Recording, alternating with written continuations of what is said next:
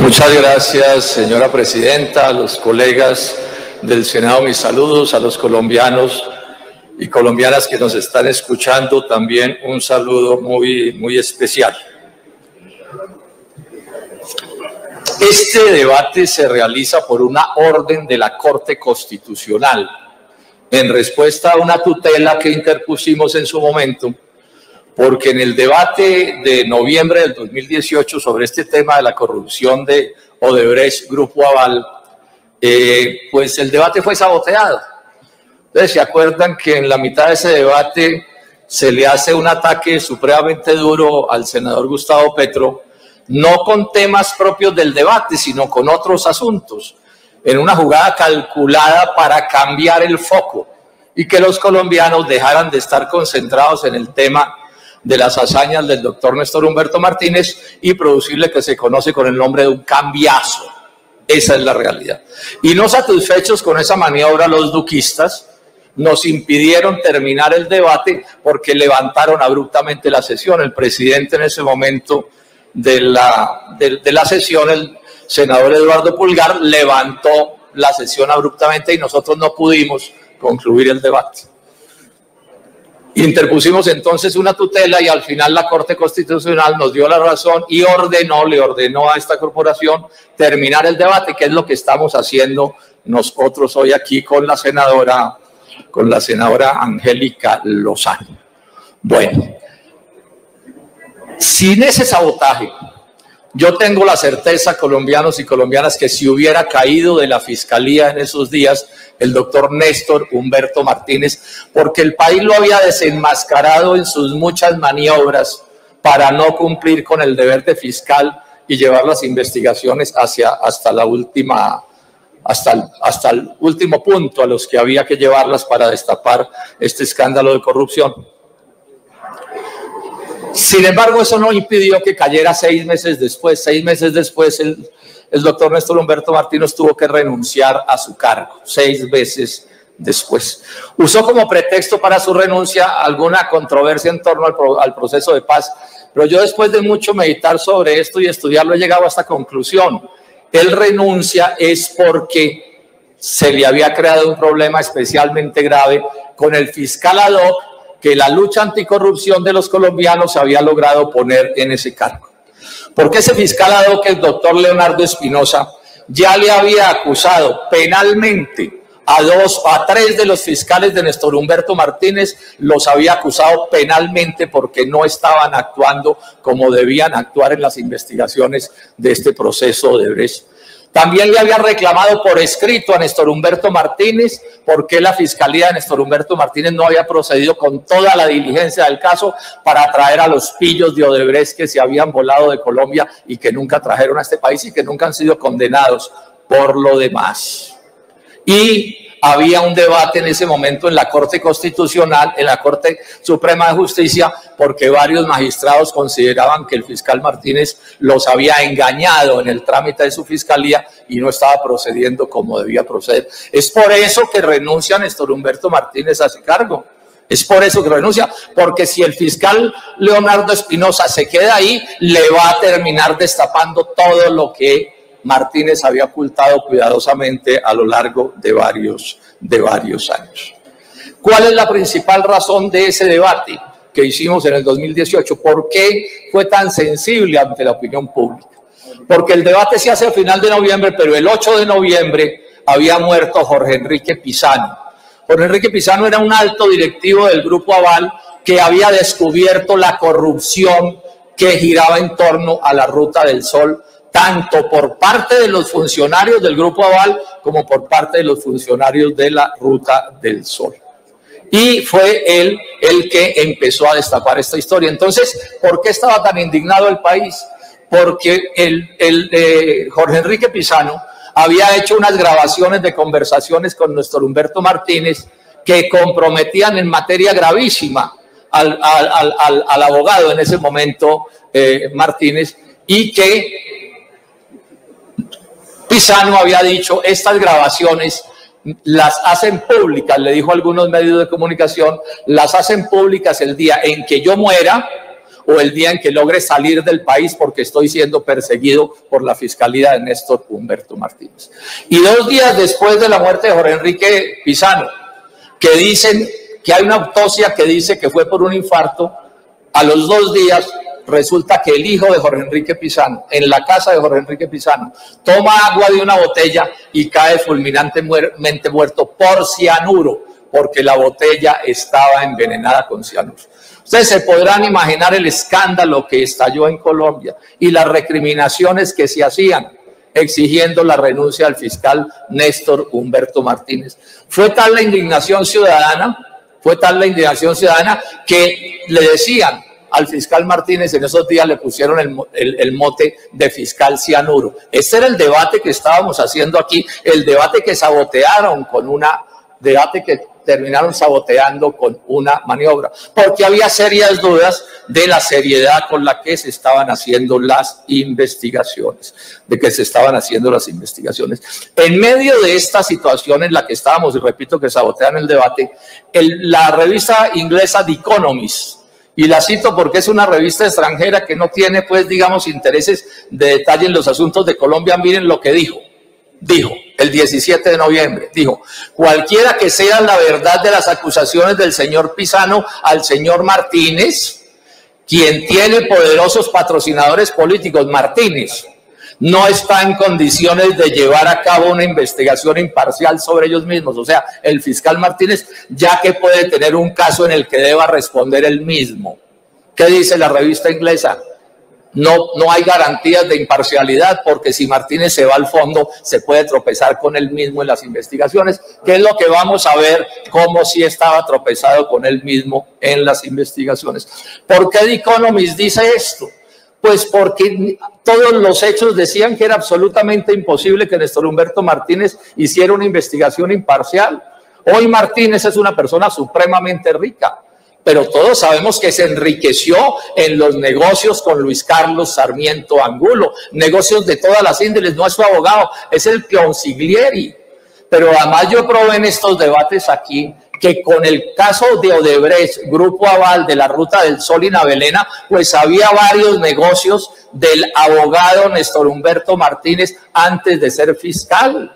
O sea que le habían pagado, tanto el Grupo Aval como Odebrecht le había pagado por los asuntos relativos a este proceso de corrupción.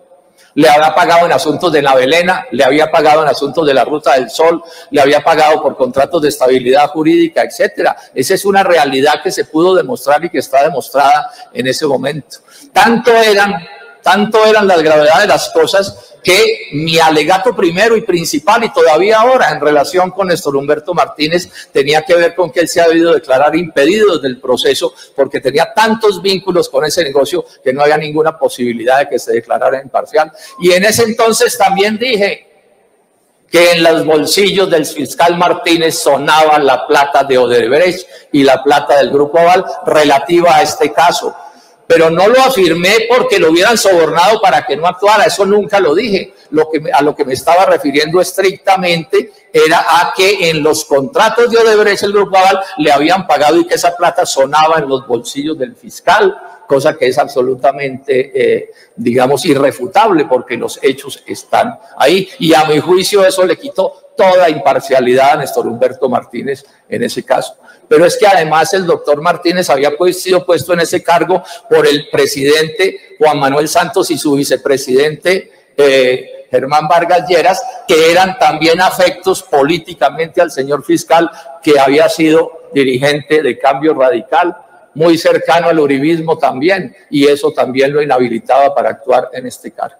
Bueno, ¿cuáles son las grabaciones que muestra Jorge Enrique Pizano?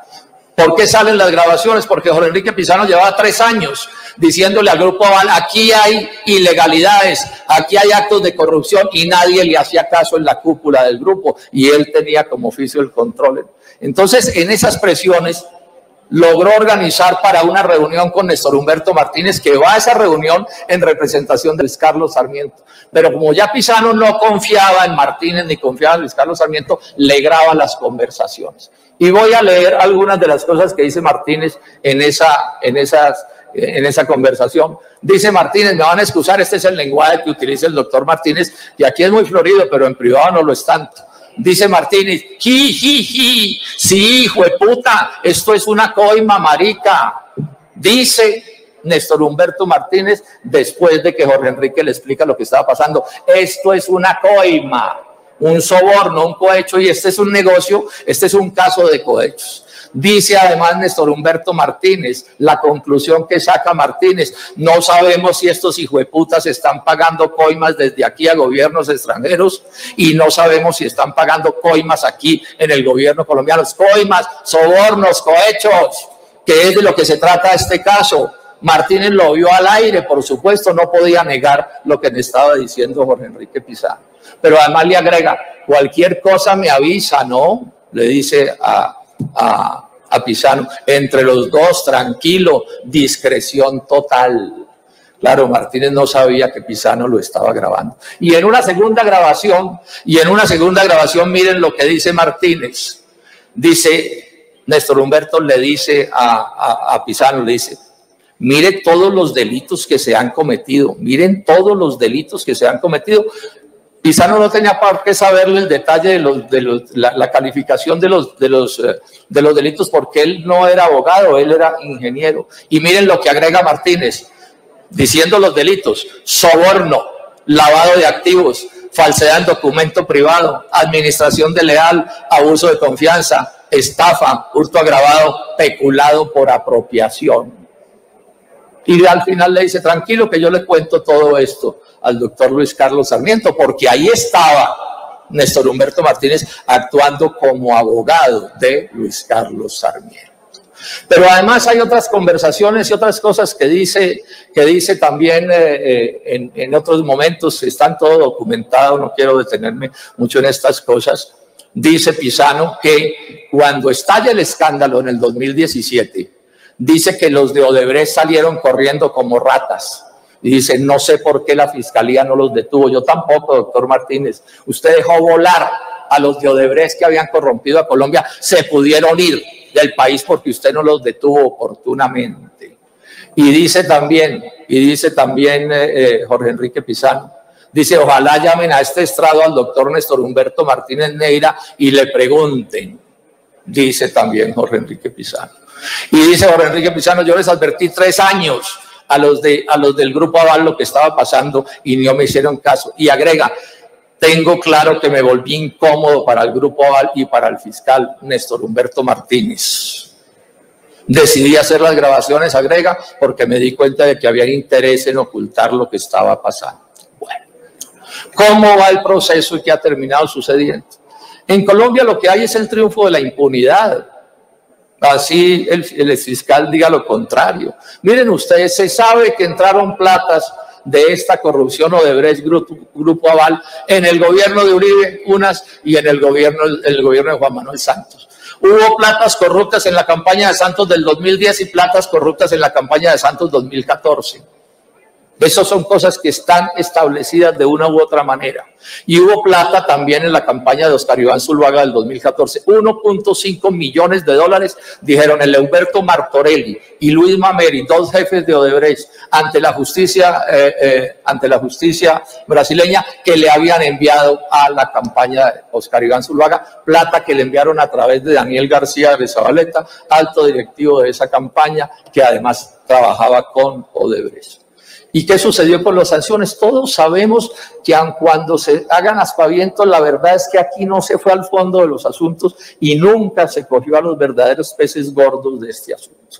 ¿Cuál es la figura? Bueno, los de Odebrecht reconocieron sus culpabilidades y digamos que eso está básicamente claro porque ellos terminaron aceptando sus culpabilidades sin necesidad de ningún proceso. ¿Y cuál es el único directivo del Grupo Aval que está comprometido en este caso? Se llama José Elías Melo, que era el presidente de Corficolombiana, una de las empresas socias de Odebrecht. Recordemos que esta es una sociedad entre Odebrecht y empresas del Grupo Aval. Y lo terminaron condenando. Un juez de la República lo condenó a 12 años de cárcel por haber participado en ese soborno. Soborno que se descubrió no por las investigaciones propiamente de la Fiscalía, sino porque los de Odebrecht le dieron dedo y lo responsabilizaron de haber acordado con ellos que los de Odebrecht ponían la plata y después la plata la iban sacando de los negocios para cubrir la parte que le tocaba al Grupo Aval. Teóricamente fueron 2.1 millones de dólares. Pero si es verdad lo que dice el doctor Martínez, que los sobornos llegaron a 30 millones de dólares, pues entonces lo que tuvo que haber puesto el señor José Elías Melo en ese caso fueron casi 10 millones de dólares. Y entonces aquí empieza el problema. ¿De dónde sacó la plata ese funcionario del Grupo Aval para pagar esos sobornos? O 2 millones de dólares o 10 millones de dólares. ¿De dónde la sacó? ¿De dónde la sacó? Pero la pregunta no es tanto esa. Sabemos que la terminó sacando de la empresa asociada Consol, del Grupo Aval y de Odebrecht. Pero la pregunta del millón es esta. ¿Sabían o no sabían los jefes del señor Melo que él estaba dando esa plata? ¿No lo sabían? O sea, el señor Melo se arriesgó y lo metieron 12 años a la cárcel para hacerle un favor a Luis Carlos Sarmiento y no le contó ni siquiera que le estaba haciendo el favor. O sea, Melo resultó ser un idiota que no entendía de nada. No es creíble la teoría, señor Martínez, no es creíble la teoría. Ahora, ¿por qué no se pudo establecer la verdad de estas cosas? ¿Por qué no las investigaron? Yo le pregunto al doctor Néstor Humberto Martínez, ¿tramitó la Fiscalía un levantamiento del velo corporativo para poder mirar todas las cuentas de Corficolombiana y de Episol para saber cómo se habían movido las platas? Le hicimos peticiones para que esas cosas se investigaran en serio y se mirara la correspondencia del Grupo Aval con el señor Melo, y eso nunca sucedió. Pero además no digan que no hubo sanciones contra las empresas del Grupo Aval. El Tribunal Administrativo de Cundinamarca sancionó a Odebrecht y a las empresas del Grupo Aval con una multa de 800.000 millones de pesos, 33% de los cuales pagaderos por las empresas del Grupo Aval. Otra cosa es que no hayan individualizado cómo fueron las cosas, pero las empresas están condenadas. Y dice el fallo del Tribunal Administrativo del Cundinamarca que en estos casos no solo son responsables los gerentes, sino también simultánea y de manera permanente su junta directiva y todos aquellos que tengan funciones administradores de las mismas. ¿Y por qué no se investigó a la junta directiva de Corficolombiana para ver si era cierto que no se habían dado cuenta cómo era que estaba el señor Melo moviendo la plata de esa empresa?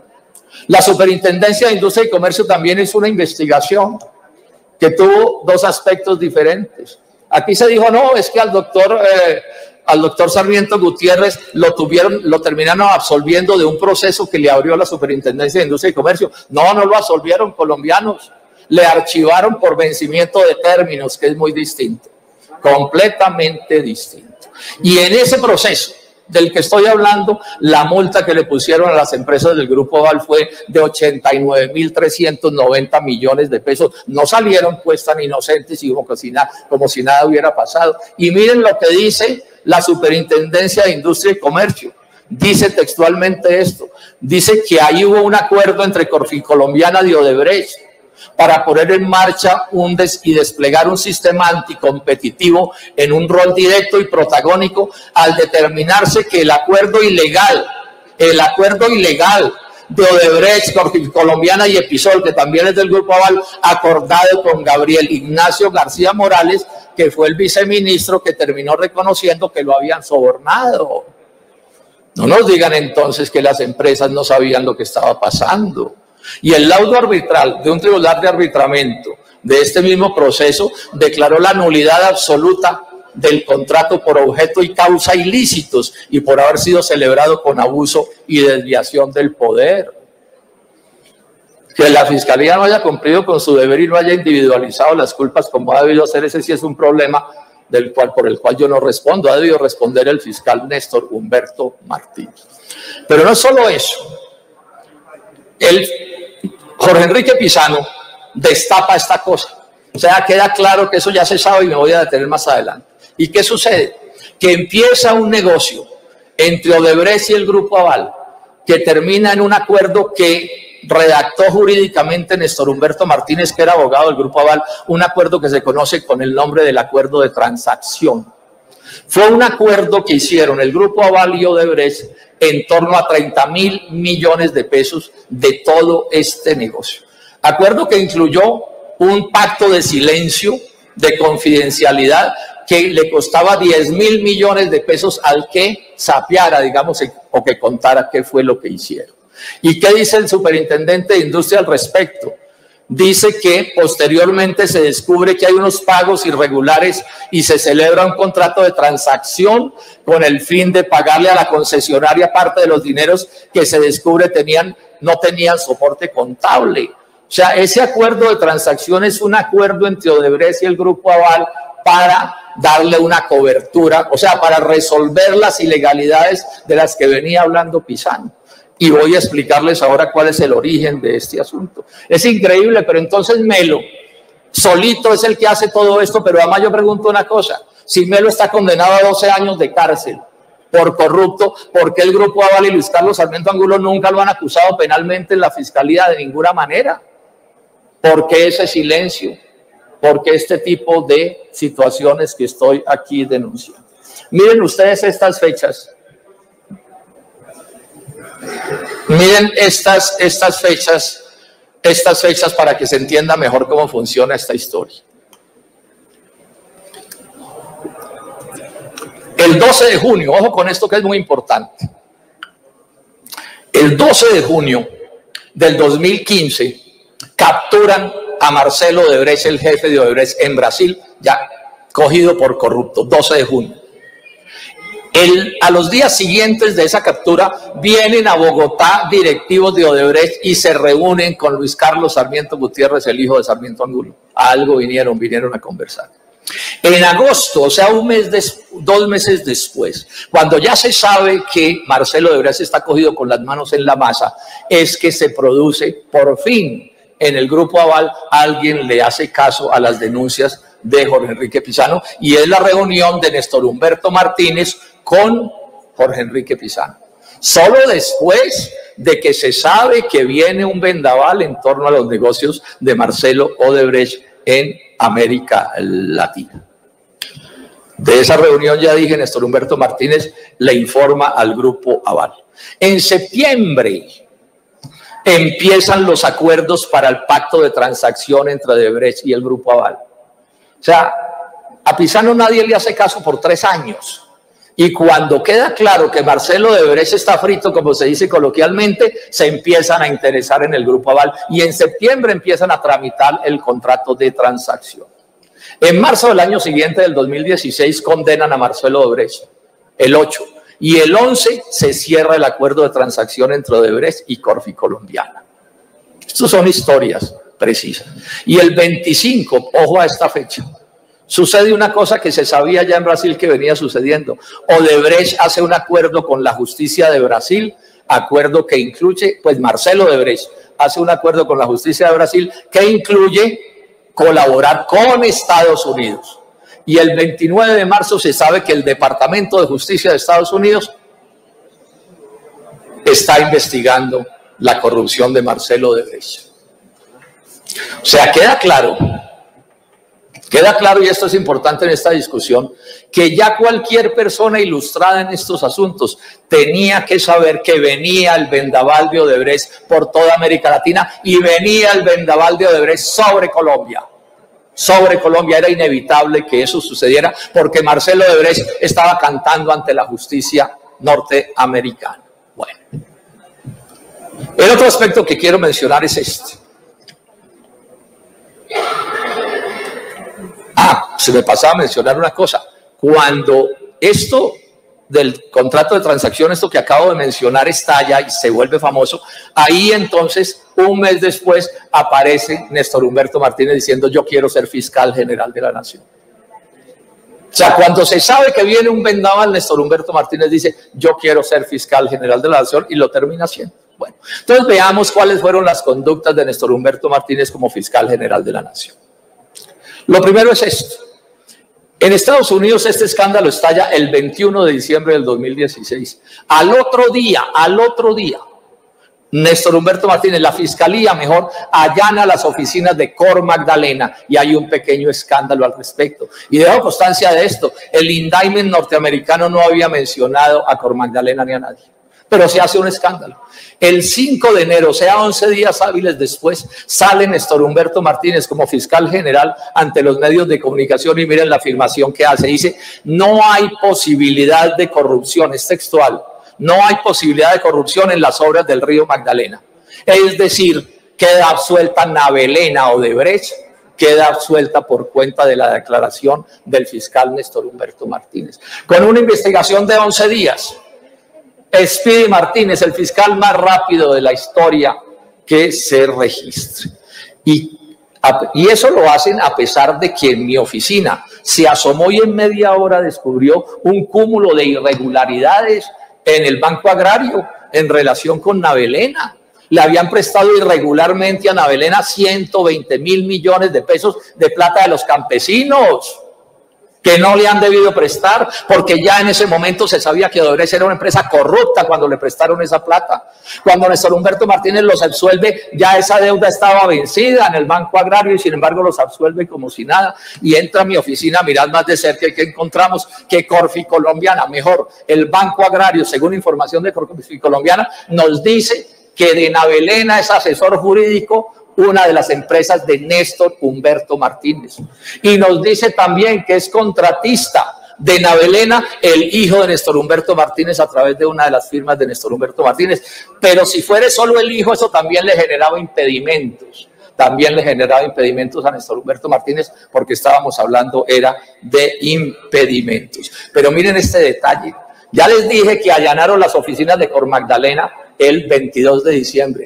¿Y sabe cuándo le abrieron la investigación a Navelena? El 26 de enero, cuando yo ya había hecho el escándalo. Para cubrir las apariencias, el doctor Néstor Humberto Martínez le abre más de un mes después o un mes después la investigación a Navelena, investigación que nunca prosperó, por supuesto que no prosperó, a pesar de que Gabriel García Morales, que es el viceministro que fue condenado por estos hechos, dice, Martorelli, o sea, el brasileño, me dijo que Navelena se pagó con la plata de las campañas, que para apoyar los candidatos del partido de la U y asumir las deudas de las campañas presidenciales, y sin embargo Navelena nunca se investigó a fondo. ¿Quién ha oído hablar de investigaciones a fondo del caso Navelena?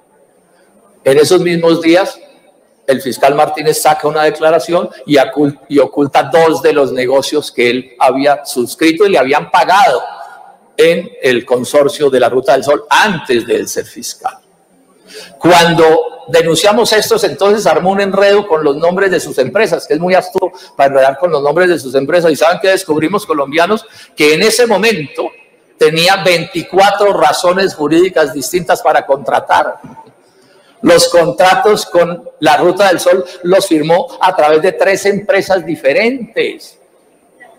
Un verdadero camaleón en lo que tiene que ver con razones jurídicas. Pero además engañó al Consejo de Ministros, señora presidenta, porque él aprobó el COMPES 3817, que fue decisivo para el torcido de la vía Ocaña-Gamarra, y él no le informó al Consejo de Ministros que estaba impedido para actuar en eso por sus contratos con la Ruta del Sol, es decir, con el grupo Sarmiento Angulo y con Odebrecht. También mintió sobre la independencia de los fiscales. Él ha andado por el país diciendo que es que los fiscales son independientes. Mentira, los fiscales son delegados del fiscal general y si orientan, tienen que cumplir las orientaciones que el fiscal les dé. También le mintió el fiscal Martínez a la Corte Suprema de Justicia en algún momento en que se dirigió a ella. Le dijo, entre septiembre del 2015 y marzo del 2016, fechas para las cuales nada se conocía en el mundo de los comportamientos punibles de Odebrecht. Y resulta que ya para esas fechas él había estado reunido con Jorge Enrique Pizano y ya habían empezado los trámites del contrato de transacción. Le mintió usted, doctor Martínez, de frente a la Corte Suprema de Justicia, porque usted sí sabía lo que estaba pasando. Pero eso no es lo único. El doctor Sarmiento Gutiérrez también le mintió nada menos que a la superintendencia, llamémoslo así, financiera norteamericana, porque le dijo que apenas en los primeros días de enero descubrieron que los sobornos se pagaban en relación con los contratos de las asociaciones. No, ese cuento no lo pueden echar porque ustedes estuvieron en el contrato de transacción que sabemos de qué se trataba. La otra parte que quiero mencionar es esto, que le concedo mucho valor. Todo esto salió en los medios de comunicación de Colombia. Todo Todo esto era un escándalo en Colombia. Mire, yo les doy titulares a ustedes de cuando capturan a Marcelo Odebrecht, el Heraldo de Barranquilla, socio de Navalena, el proyecto del Río, capturado en Brasil. Blue Radio, Ruta del Sol 2 entre los contratos que tiene Odebrecht en Colombia. El Espectador, constructora Odebrecht considera innecesaria la captura del presidente por caso Petrobras. La República enviló 3 megaproyectos en Colombia que tienen que ver con Odebrecht. Y miren esta declaración de Luis Carlos Sarmiento Angulo en Caracol Radio el 21 de junio del 2015. Miren lo que dice. Naturalmente eso preocupa, pues el titular es: Odebrecht tiene derecho legal a defenderse, Sarmiento Angulo. Entonces dice textualmente: naturalmente se preocupa y siempre preocupará. Esta es la declaración como de un amigo, ¿no? Pues sí, eran amigos, Marcelo Odebrecht y Luis Carlos Sarmiento Angulo eran amigos, tenían que serlo, si eran socios en un negocio multimillonario. Y miren lo que dice: sin embargo, nadie puede ser condenado sin un juicio previo. Y es precisamente lo que pienso de Odebrecht. Tiene igual que todos un derecho legal a defenderse. Hay que esperar cuál es la explicación que ellos van a dar. Lo menos que uno puede hacer es empezar a dar conceptos de algo que aún no está muy claro. Y no sea astuto, doctor Néstor Humberto Martínez, que el pleito que tenemos tiene que ver con que usted no investigó. Yo no soy juez de la República. Yo no soy el que condeno a nadie. Yo lo que estoy discutiendo en este asunto desde hace 4 años es que la Fiscalía no investigó lo que ha debido investigar. Esa es la discusión que tenemos. Porque si se hubiera hecho la investigación, bueno, que los jueces terminen fallando, pero tienen que probar, y no puede probar, Néstor Humberto Martínez, usted no puede probar que usted sí cumplió con la diligencia debida este proceso del que estamos hablando. Esa es la discusión. O sea, la presunción de inocencia, pues por supuesto que sí, pero se supone que tienen que actuar para esclarecer los hechos. Yo tengo la certeza de que Néstor Humberto Martínez actuó a sabiendas de qué era lo que estaba pasando.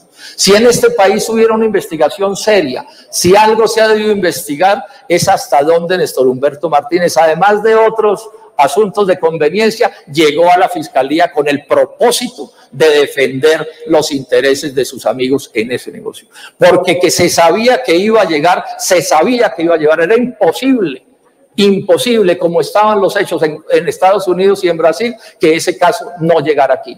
Y llegó con ese cargo. Y nunca se declaró Néstor Humberto Martínez ante la Corte Suprema de Justicia un conflicto de intereses. Entonces él, para tapar todos estos casos, dice: no, es que lo que pasa es que yo, como abogado que soy, yo no puedo pues contar las cosas de mis clientes. No, pero sí puede declarar un conflicto de intereses que nunca declaró. Por el contrario, ocultó lo que pudo para que las cosas no se supieran. Eso fue lo que sucedió.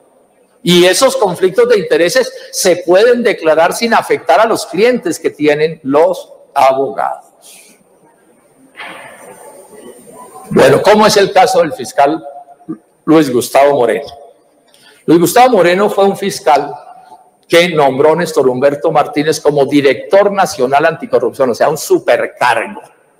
Bueno, ese fiscal Moreno terminó en la cárcel condenado en Estados Unidos por una extorsión. Y terminó condenado en Colombia porque hace parte del cartel de las togas. Cartel que armó con Leonidas Bustos, que fue el miembro de la Corte Suprema de Justicia que cuadró los votos para elegir a Néstor Humberto Martínez. En los dos casos, el fiscal anticorrupción Luis Gustavo Moreno es confeso. Él confesó. Cuando estalla este escándalo del fiscal Moreno, nosotros en mi oficina nos asomamos y en un minuto, senador Iván Marulanda, concluimos: pero ¿cómo nombran a este personaje en ese cargo de fiscal? Si es que todo daba que era por lo menos sospechoso. No me voy a detener porque no me da el tiempo. ¿Por qué lo nombra Néstor Humberto Martínez en ese cargo de ese nivel? Si se le veía de lejos que era una persona por lo menos sospechosa de corrupción. ¿Cuál era el único mérito de Luis Gustavo Moreno? Que era una ficha de Cambio Radical y tenía cercanías con el propio Germán Vargas Lleras. Y por eso es que lo ponen ahí, en ese cargo de fiscal, en ese supercargo. Y coincidencialmente, cuando este escándalo estalla, tiene un accidente el doctor Néstor Humberto Martínez y duró un mes enfermo y no le pudo hablar a los medios de comunicación hasta que esto pasó. Néstor Humberto Martínez además un día dijo que el fiscal Moreno no había tenido nada que ver con el caso de Brecht, y sí había tenido que ver. Yo di pruebas, y aquí las tengo, de 3 momentos en que el fiscal Luis Gustavo Moreno tuvo que ver con el caso Odebrecht, y es que tenía que verlo entre otras razones, porque era nada menos que el director nacional anticorrupción, y era quien había creado, Moreno había creado una cosa que se llamaba el Grupo de Corrupción Transnacional. Yo quisiera saber en qué fecha crearon ese grupo.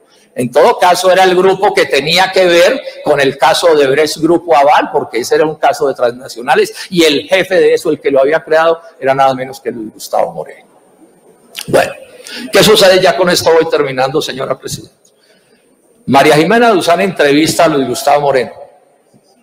Ahí está publicada en todas partes. Entonces ella le dice: usted me dijo que a usted lo nombraron para hacer favores en la fiscalía, en ese cargo. Y él dice: para hacer mandados, sí. ¿Pero qué tipo de mandados?, le preguntan. Y él dice: sicariato judicial. Ojo a esto, colombianos y colombianas. Sicariato judicial, para hacer chaleco antibalas de unos y para joder a otros. Es decir, para perseguir inocentes y absolver culpables. Y eso, dice Moreno, y eso no era a las espaldas de Néstor Humberto, María Jimena. Esto era con línea de Néstor Humberto, desde luego. Y miren estos detalles a los que entro. Miren, el caso de Brecht llegó en diciembre. Me llamó el fiscal y me dijo: conforme un equipo de fiscales que hagan caso, Moreno. Un equipo de fiscales que hagan caso, Moreno. O sea, un equipo de fiscales corruptos. O sea, que no actúen conforme a la ley, sino que le cumplan órdenes al fiscal Moreno y a Néstor Humberto Martínez. Y entonces dice Moreno: y yo me puse a la tarea de conformar un equipo de esos fiscales que hacen caso. Yo cojo a Amparo Cerón, que me dice: jefecito, mire, yo hago lo que me toque hacer, pero no me vaya a trasladar para Cartagena. Ella estaba sufriendo por un traslado, entonces yo la dejo acá, la mejoro, pero yo necesito, le dice, que usted me haga caso. Bueno, sigue la explicación. Y a ella le tocaba estar entrando mucho, y este es un punto que es clave en este asunto, no lo voy a leer para explicarlo más fácil. O sea, lo que está diciendo Moreno es que el que manejaba todos los hilos de la cosa era el propio Néstor Humberto Martínez, a través de la vicefiscal y la fiscal encargada, que era Amparo Cerón. Pero que a él le molestaba mucho que vieran muchas visitas de la vicefiscal a el despacho del fiscal. Entonces hace trasladar las oficinas de estos fiscales encargados para un sitio en la fiscalía donde él se podía comunicar con ellos con mayor facilidad para poder estarles tirando la línea. Eso es lo que está diciendo. Eso es lo que está diciendo Luis Gustavo Moreno. Y entonces agrega, dice: pero él no quería desde el principio que se dieran cuenta, Néstor Humberto Martínez, que se dieran cuenta que él sí tenía manejo y siempre lo tuvo sobre las investigaciones de Brecht. Así digan que no, así hayan sacado resoluciones posteriores, etcétera. Bueno, y termina diciendo esto. Dice, quien crea el grupo de corrupción transnacional es Gustavo Moreno, dice el propio Gustavo Moreno. Y designa unos fiscales que tenían ese perfil, Gustavo Moreno, o sea, él mismo, y agrega: ¿qué tipo de fiscales soy? Dice: si uno les dice vaya y capture al Papa por cualquier cosa, van y lo capturan. O vaya y dejen en libertad a Mancuso, y van y dejan en libertad a Mancuso, porque ese tipo de fiscales hay dentro de la institución. Advierto, no son todos, seguramente son la minoría, pero existen en la institución, dice Luis Gustavo Moreno. Entonces, ante estos hechos, yo le pido a la comisión de acusaciones, donde tenía acusado al fiscal Martínez, que por favor llamen a declarar a Luis Gustavo Moreno. O sea, que se haga un esfuerzo por establecer cuál es el rigor de esas afirmaciones que está haciendo. Y hace un par de semanas, la comisión de acusaciones, a donde yo había acusado penalmente por muchas razones al fiscal Martínez, entonces archiva el proceso, o sea, no abre la investigación, archiva el proceso. Y entonces, ¿qué hemos encontrado? Y por eso he advertido, como he advertido a los miembros de esa comisión. Es inaudito, pero nosotros planteamos las relaciones en mi acusación entre Néstor Humberto Martínez y Luis Carlos Sarmiento Angulo, y la comisión de acusaciones dice que esas relaciones no existen. y que esto no tiene nada que ver con el contrato de Odebrecht y del Grupo Aval. O sea, todo lo que yo he explicado aquí lo niega la comisión de acusaciones. La fiscalía le allana.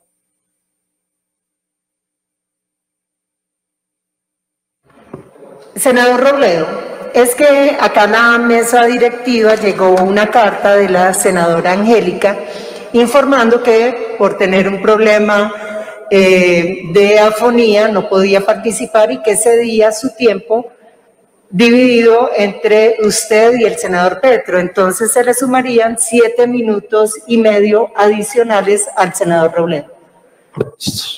Bueno, ya voy a terminar.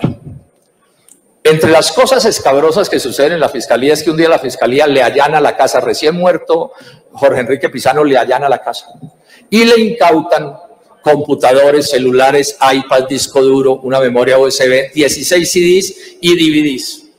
Y esto parece mentira, pero es verdad, el procedimiento lo hacen mal hecho. Los jueces encargados de vigilar ese procedimiento anulan el procedimiento porque se perdió la cadena de custodia. O sea, que esas pruebas fundamentales, doctor Martínez, esto es inaudito. O sea, todo el conocimiento de Jorge Enrique Pizano, que era el colombiano que más sabía de estos horrores, de esta corrupción, termina anulado porque su fiscalía fue incapaz de hacer, o fue incapaz, no se le dio la gana hacer el procedimiento como tenía que hacerlo. Es escabroso lo que pasa en la fiscalía de Néstor Humberto Martínez. Es escabroso. Bueno, y a la comisión de acusaciones le parece que esto es un asunto que no importa. Se muere el joven Pizano, como ya conté, porque tomó agua envenenada con cianuro en el despacho de su padre. Y entonces nosotros nos referimos a ese asunto también, porque todo esto tiene que investigarse, porque son demasiadas las cosas sospechosas. Digamos que el director de medicina legal, el señor Carlos Valdés, tuvo que renunciar a su cargo por tramposo y por mentiroso en beneficio de Néstor Humberto Martínez. ¿Y saben qué pasó? Renuncia el 20 de diciembre y a los 2 meses Néstor Humberto lo nombra asesor de su despacho en la fiscalía con un sueldo de más de 20 millones de pesos, carro con chofer, carro blindado con chofer y además con la tranquilidad que no tiene que ir y no fue, o fue muy poco. Es así de descarada las cosas que aquí suceden. Bueno, y entonces nosotros le decimos a la comisión de acusaciones, observen eso también. Y entonces no lo quisieron observar. Y resulta que el argumento que nos dan es que no lo incluyen, que porque ya un juez había negado eso. Pero resulta que la Procuraduría había pedido que se reabriera y un juez en segunda instancia ordenó reabrir ese proceso. Nosotros, utilizando las acusaciones del fiscal ad hoc Leonardo Espinosa, planteamos una serie de cosas. La nula investigación en torno a los brasileños, el mal trámite de una circular azul que no hicieron bien, bueno, varias cosas para hacerme breve. Y señalamos que además el fiscal Leonardo Espinosa acusó, entre otros fiscales, por prevaricato por omisión al fiscal Daniel Hernández. ¿Y sabe con quién refutan para descartar al fiscal, a Leonardo Espinosa? Con una declaración del propio fiscal acusado Daniel Hernández. Cuando habían podido citar a Leonardo Espinosa, ¿por qué no lo citaron, senadora? Nada menos que el fiscal ad hoc, un tipo que conocía esto en detalle. ¿Por qué la comisión de acusaciones no lo cita? Pues no lo cita porque, bueno, porque sabemos cómo se mueven las cosas en Colombia. Y no llamaron a declarar a Luis Gustavo Moreno. Entonces termino esta intervención con esto. Esta es la realidad, esto es de las cosas más escabrosas que se han hecho en Colombia. Absolutamente escabrosas esta historia que acabo de contar. ¿Cuáles son mis conclusiones? ¿Qué hacer? Se estarán preguntando los colombianos ante hecho. Bueno, yo creo que hay que seguir insistiendo en hacer el reclamo. Porque pues hay que exigir justicia. ¿Qué otra cosa podemos hacer aquí? No veo tampoco diligencia, el actual fiscal, lo tengo que decir con toda franqueza, no veo diligencia en este asunto del actual fiscal. Esto va hacia la impunidad, va hacia que las cosas se van a quedar del tamaño que están.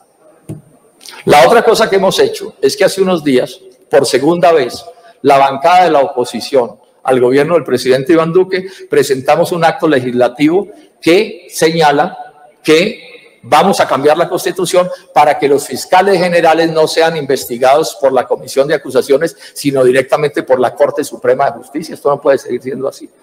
O sea, aquí no hay en este Congreso cómo componer una comisión de acusaciones que sea capaz de investigar al fiscal general.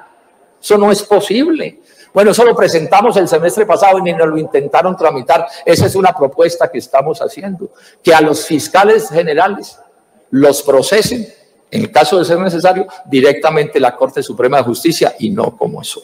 Pero por sobre todo le digo a las colombianas y a los colombianos que están asqueados como yo con esta historia, que este no es un problema tanto de normas, que hay que hacer algunas modificaciones como la que acabo de mencionar, sino que este es un problema de la política. O sea, si los colombianos y las colombianas siguen eligiendo los mismos dirigentes políticos que en general están eligiendo, pues este país no va a tener arreglo. Si se siguen eligiendo presidentes como Iván Duque, esto no va a tener solución. Este es el problema, este es un problema político. Los colombianos no pueden seguir en la inocencia de votar el domingo mal y pedir que el lunes los gobiernen bien. No es posible. Esta es una manera de hacer política. La justicia está tomada en proporciones muy grandes por la clase política para este tipo de cosas, para que estas cosas puedan suceder. Y no solo puedan suceder, sino que tenemos entonces a Néstor Humberto Martínez en el periódico más de mayor circulación en Colombia, que es propietario de uno de los mencionados con fuerza en este asunto, tirándonos la línea sobre la moral. Néstor Humberto Martínez cada 8 días nos dice a las colombianas y a los colombianos cuál es la moral y cómo hay que pensar en Colombia. Hágame el favor. Ese mismo diario también lo declaró hace 2 años, que dice que el colombiano del año. Lo único que le falta es que le den la Cruz de Boyacá. Algún amigo de él aquí en el Congreso debería proponer que se la dieran en el máximo grado. Pues bien, colombianos y colombianas, estas ironías las digo con todo el dolor de patria, porque es muy ofensivo lo que está sucediendo. Un mar de corrupción, de podredumbre se ha tomado a Colombia. Y actúan con todo el cinismo, con todo el desparpajo. Posan de catones además. Pues bueno, en lo que a mí respecta, y yo sé que otros muchos colombianos, no vamos a dejar de luchar.